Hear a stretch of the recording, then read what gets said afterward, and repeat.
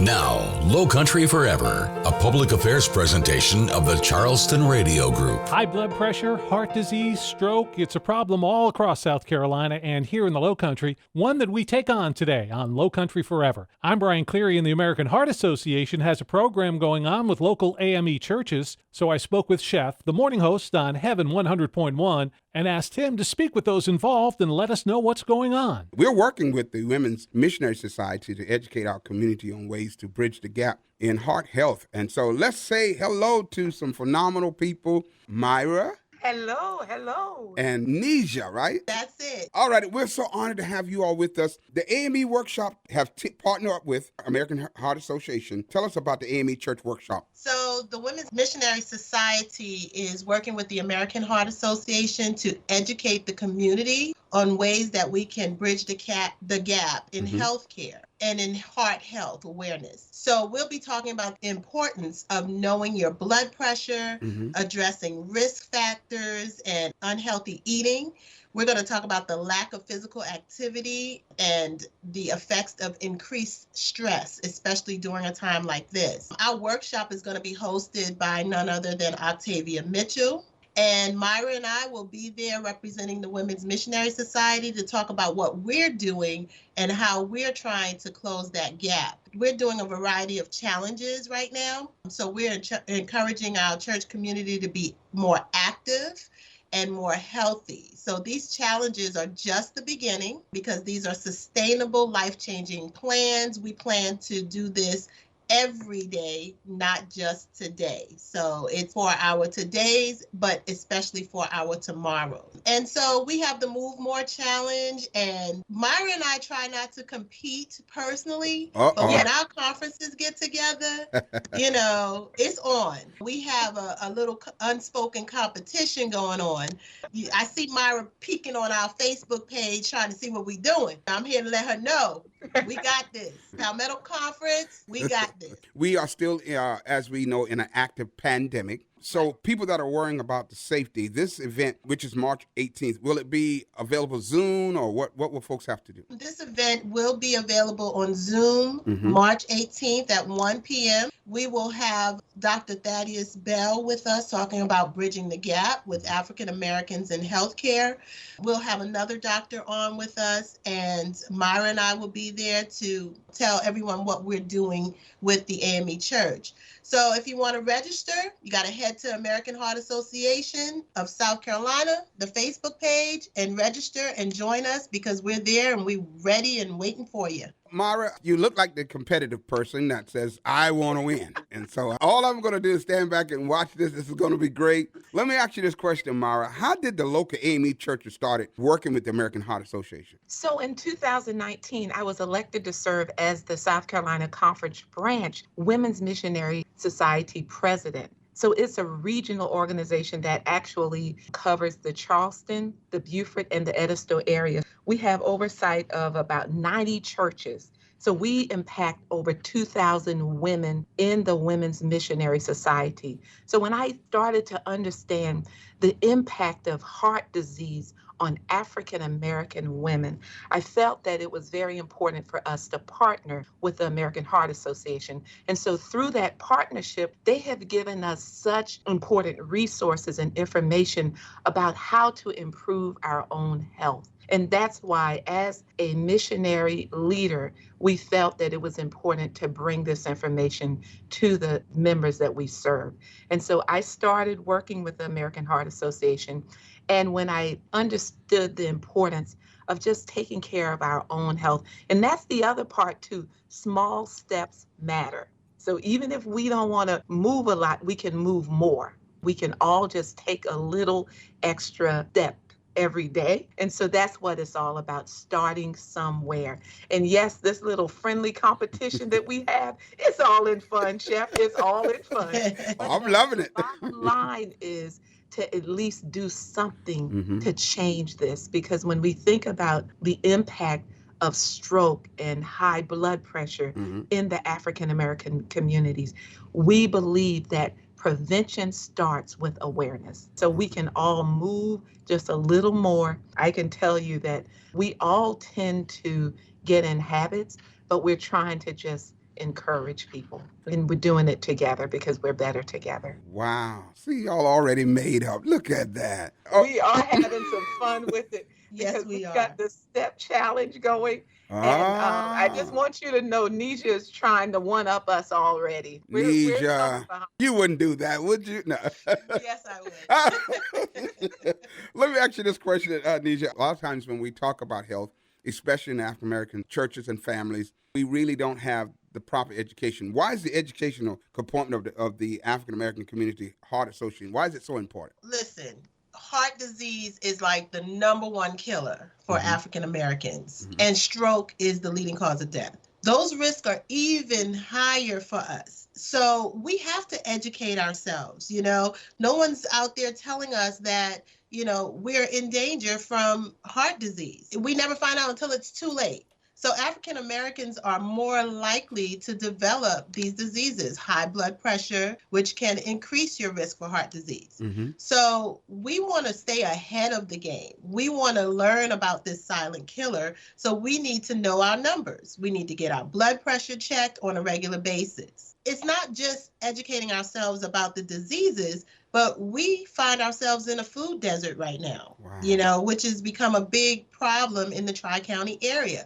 It's so hard for us to find healthy food, fresh food that is affordable. We want to empower our community on ways to make healthy choices. We want to make it easy for them, and it starts with educating them. We have to know what healthy foods look like. We have to know where we can get them. And we can't buy the healthy foods and then pile all kind of butter and salt and all that stuff on it. That defeats the purpose. So education is key, because if not, we end up right where we started. So we must educate the community. While you're talking, elaborate a little bit more on the importance of healthy eating. What is the Women's Missionary Society doing to address the issue? This is where it gets fun. Okay. Healthy eating does not have to be boring. It does not have to make you feel like you're just doing the most.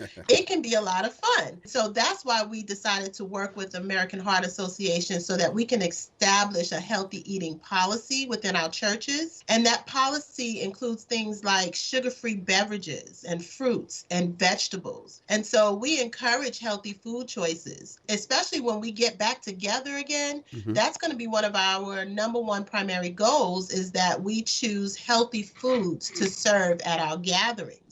Now, it's funny because Myra and I did a video for American Heart Association called What's in Your Bag? And it turns out we had ingredients for something they call apple nachos. So, me, I'm like, that ain't the real nachos. I don't know nothing about no apple nachos. But amazingly, we put this stuff together, and it's just apples, honey, peanut butter, nuts. And listen, that is like my go-to snack every day.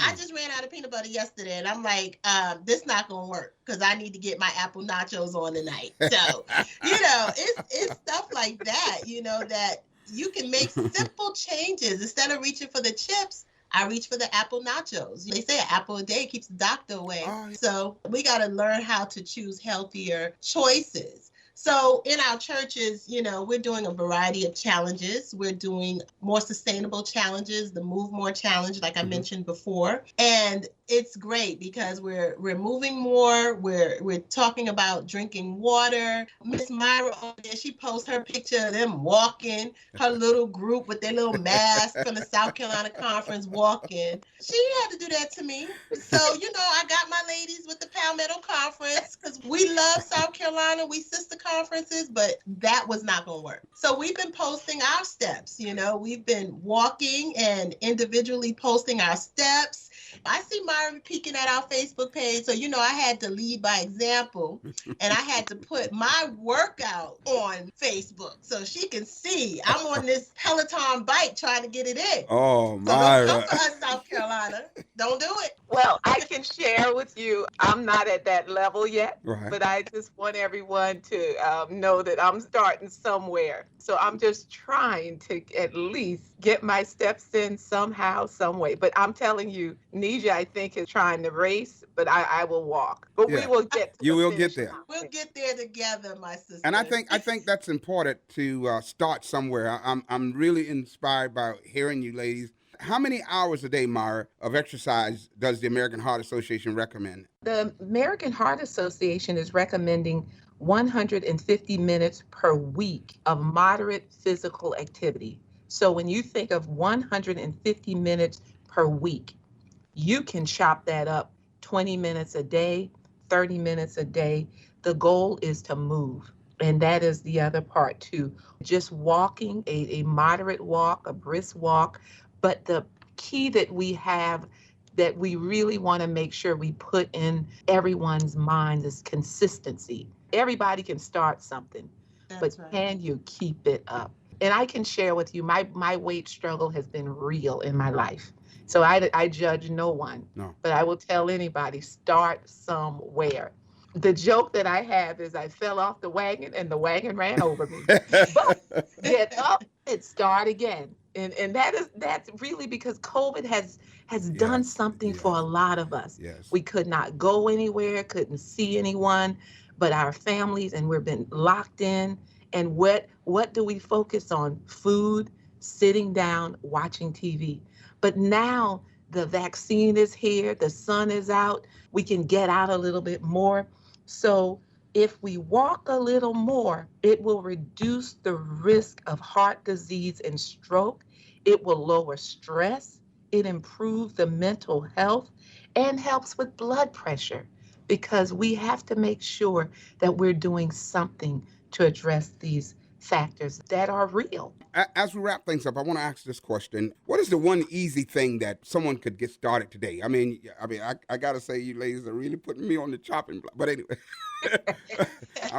I'm looking like, okay, I'm going to take this mic and walk around the building right now. But Okay. what is the one easy thing that we can start doing today to live longer or a healthy life? Water.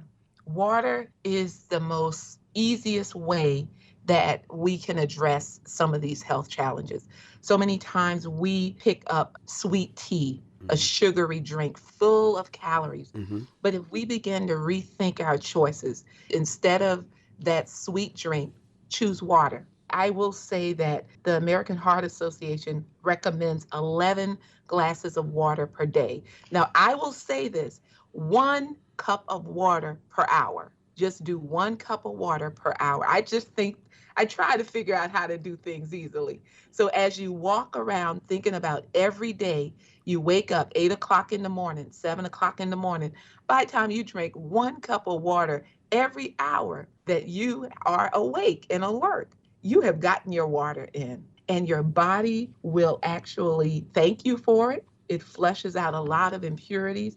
And also, if you get tired of just the plain water, put some fruit in it. I talk about frozen grapes. Put some grapes in the freezer and then drop it in the water. We can really change our lifestyle by increasing our intake of water. And the other part, too, is we control our own behaviors.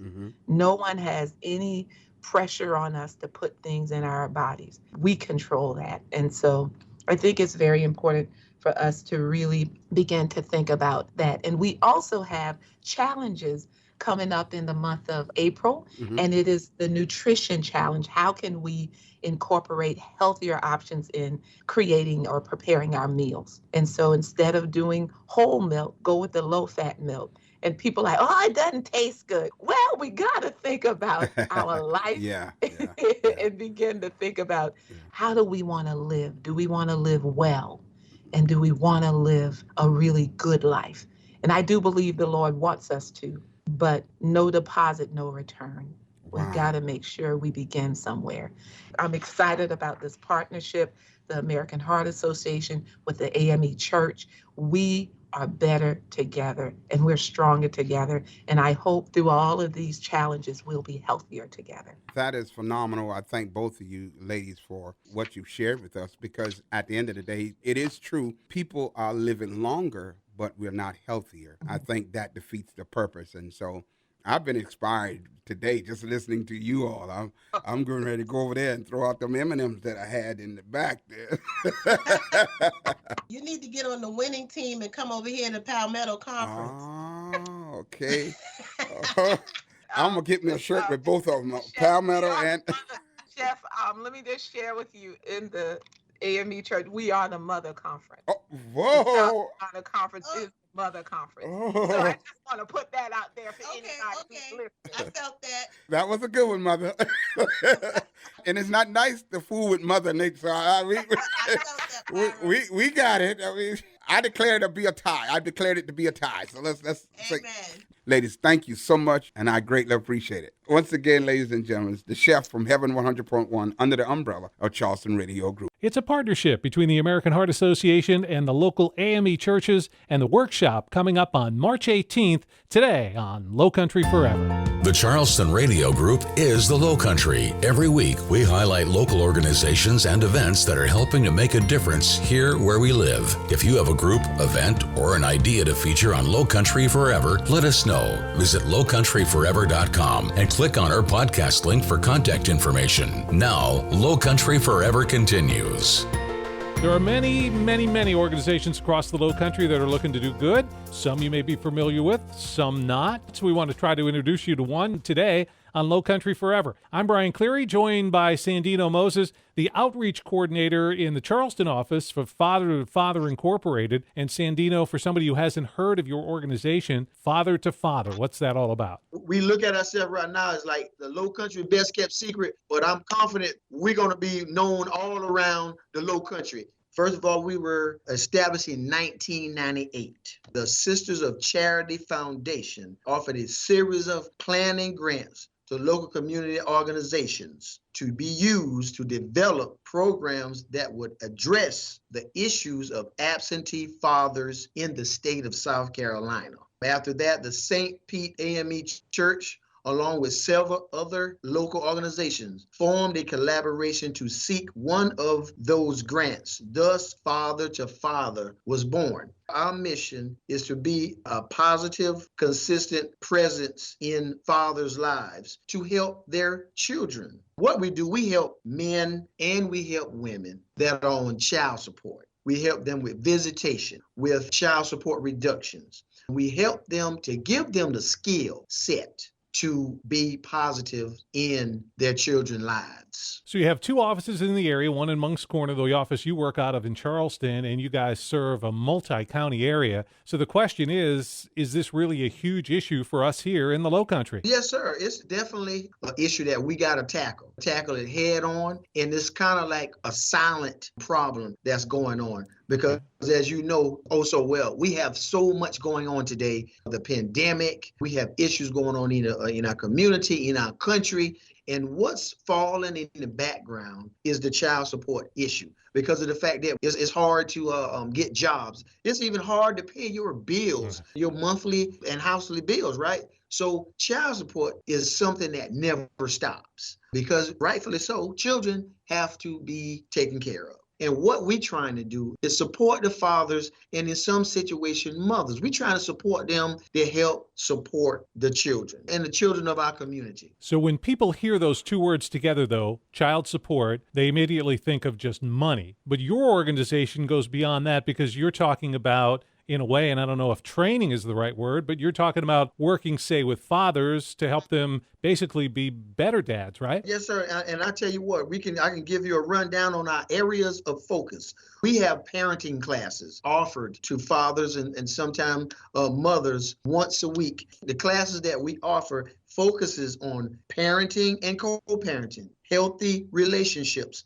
job readiness and employment, economic stability, child support and visitation, and we help them with personal development, right? We want to give them the skill set now to help them with their children, but not only now, but we want to give them the skill set to sustainably help them to be productive citizens and most importantly, fathers in Charleston in the Lowcountry area. We're talking with Sandino Moses. He's the outreach coordinator of the Charleston office of Father to Father Incorporated. They're online at fathertofatherinc.org. And let's talk a little bit about dads, the importance of them being fathers and being active with their children, because the statistics that you have on your website and the points you guys make, it's such a difference when a father is involved with his children. And first and foremost, we understand also well that being a father is one of the most important jobs in one person's life. It's also one of the toughest jobs. So fatherhood programs, we help men to define personal goals and create a plan to be the dad they need to be in their child's life.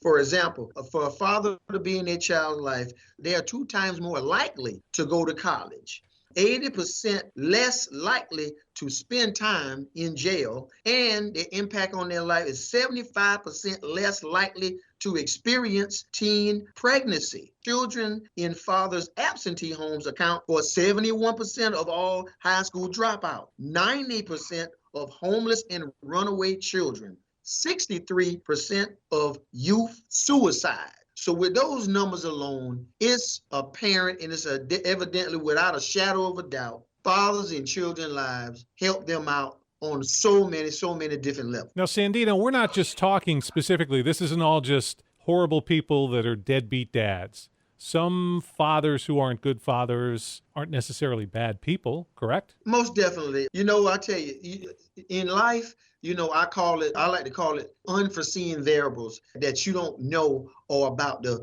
come about. Fathers may be in a situation where they're good fathers, they're working hard, they're holding up on their end what they need to do and be responsible fathers. But sometimes in some situations, the relationship between the father and the mother or the mother and the father, it just doesn't set well. And sometimes they go through issues. And that's sometimes, situation, fathers get caught up in a situation where they might be on child support and things is not going their way. So again, we stand by them. We stand by the fathers and mothers that fell in some potholes in life and they just need some help to get back on track. So to a father who's listening this morning, or maybe grandparents whose daughter, son going through a bad issue with their kids, what is it that they should do if they're thinking, okay, I'm interested in this, maybe I can use this help? How do people reach out to your organization? Our home office here in North Charleston, our phone number is 843-744-2126. You also can go on the website.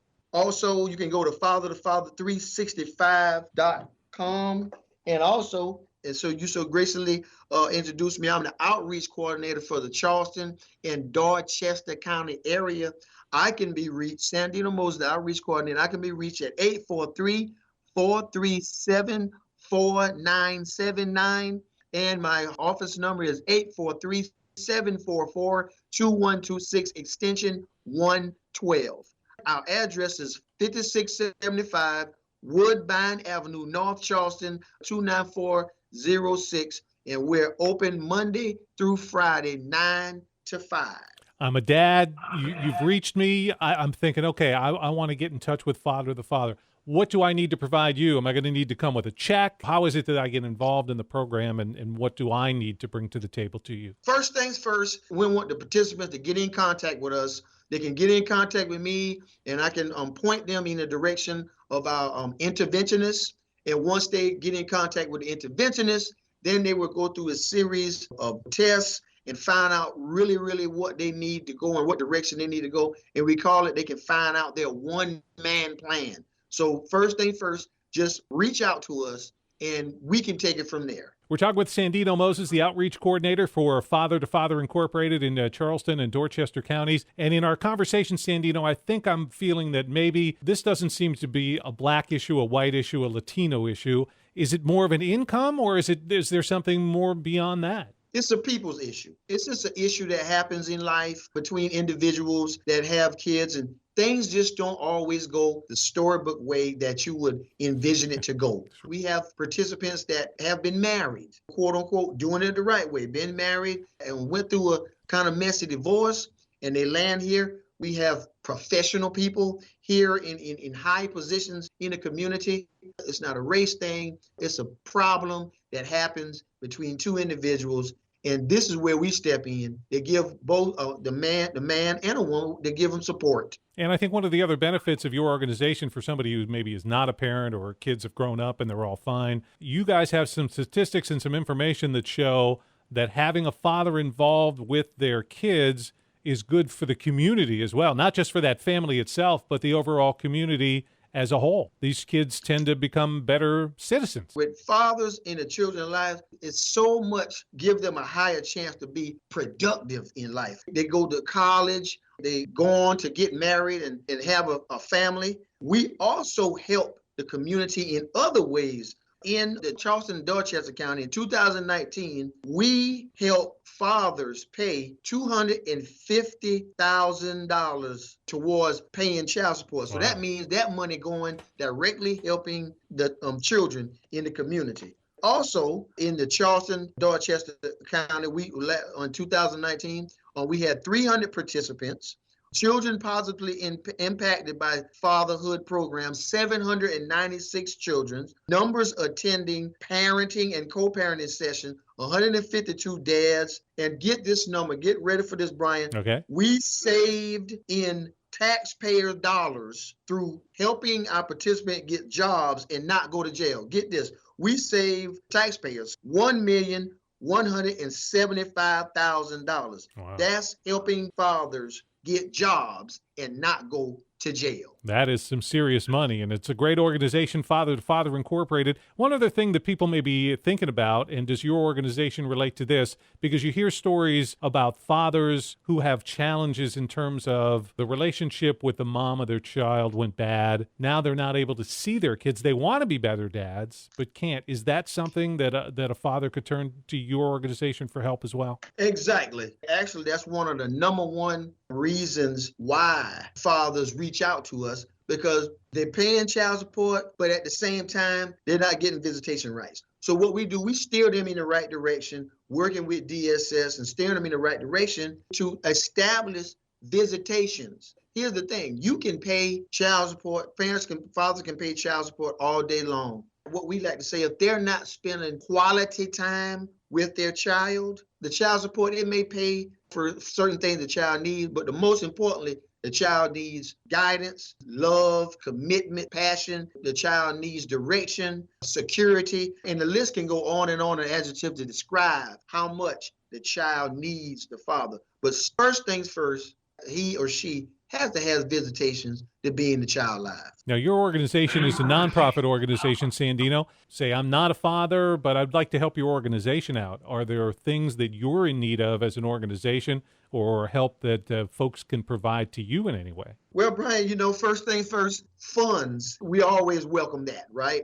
But outside of funds and contributing to us in a one-time donation or periodically or quarterly, we accept donations in funds anytime in the day. But also with our fathers, when they come to our classes, we have clothes that we give to them. We provide clothes to participants. As far as they got a job interview, we have a huge closet full of coats, slacks, ties, shoes, socks, pin ties, anything that the fathers can use to go to interviews, to get jobs, we provide that as well.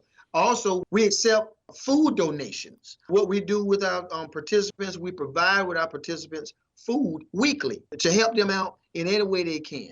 And again, you can contribute us money, you can contribute us food, clothing, and if you want to volunteer to be a positive role model and just come in and talk to our fathers and let them know, hey, the struggle is real, but there are people who benefit and go through this. It's several success stories. So we offer all fathers that have success stories, raising kids, and they can come by and they can share some of their experience with our participants. We just want the community to help us in any way they can. And so for somebody who wants to get more information about your organization or is going to turn to you for some assistance, one more time, is it the best folks go to the website? Should they try to contact you directly? Tell everybody listening how to get a hold of you. First thing first, go to the website, look at our website, see all the services that we have to offer.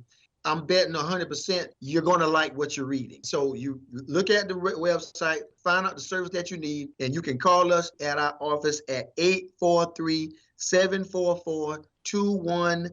2126. And you can also reach me, Sandino Moses, Outreach Coordinator for Father to Father, Inc. My work cell number is 843-437-4979. And my office number is 843-774-2126, extension 112. The website address is fathertofatherinc.org, and we're going to put a link to that on the Lowcountry Forever page. The outreach coordinator in the Charleston office of Father to Father Inc., Sandino Moses, joining us today on Lowcountry Forever.